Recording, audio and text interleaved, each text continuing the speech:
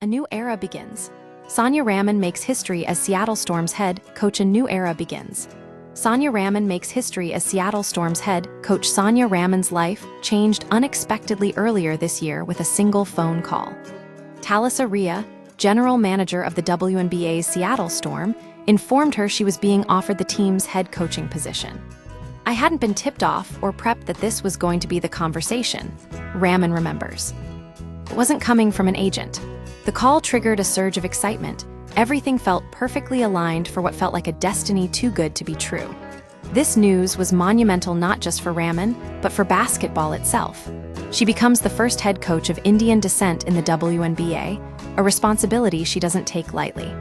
"I grew up playing and watching basketball, and I never really saw anyone that looked like me," Raman shares with Women's Health. "I'm used to being in these spaces as the only one.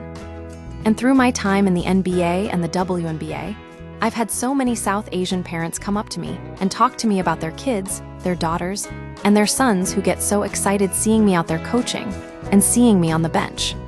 That's when she truly understood the weight of her presence. "That's when I really started to understand the responsibility and to take that seriously and show up for the community and do my best every day at my job." Raman's path to Seattle is paved with diverse experiences. Before joining the Storm, she served as an assistant coach for the New York Liberty. Earlier, she honed her skills as an assistant coach with the NBA's Memphis Grizzlies, then led the Wellesley College women's basketball team, Division III, and before that, practiced law at Fidelity Investments. It was a colleague from Wellesley who recognized Raman's passion and pushed her to make coaching her full-time focus. At the time, she juggled her legal job with late nights coaching at Wellesley. Clearly, it was a demanding but ultimately rewarding career shift. Now, history is made as Raman takes on this new challenge. Navigating different worlds, NBA versus WNBA and Division III to the pros. Raman's unique basketball journey has spanned from the high-pressure environment of the NBA to the collegiate level and now back into the professional league. "Honestly, it's not that different," she explains when comparing coaching in these leagues. "The approach is going to be different based on the player, where the organization is, and your overall goals for the season. Regardless of the league, you're still dealing with elite talent. It comes down to maximizing each player's individual potential while fostering a cohesive unit that thrives together." What was definitely different was moving from Division III women's basketball directly to the NBA, Raman reflects. "The spacing on the court is different, the style of play is different. And in college, I was coaching student athletes, so I had them for a very limited amount of time. Time is of the essence. You have to be really efficient." She acknowledges that even though professional players are expected to focus solely on basketball, she still values efficiency in practice sessions. "At Wellesley, I was part of their journey through education, and university life classes were a huge part of it as well. Embracing joy, learning, and adaptability." Raman's coaching philosophy. A key element of Raman's coaching style is fostering joy within the team dynamic.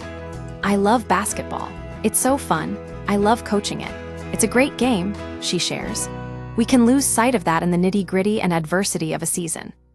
Her aim is to bring this passion for the game into every practice and meeting, emphasizing continuous improvement as a foundation. "The biggest thing is getting them to compete and get better every day and do it together," she says. This relentless pursuit of growth doesn't just involve drills. It's about creating an environment where players feel comfortable experimenting and making smart decisions on the fly. "Whatever you want to be able to do on the court, you need to practice it," Raman emphasizes.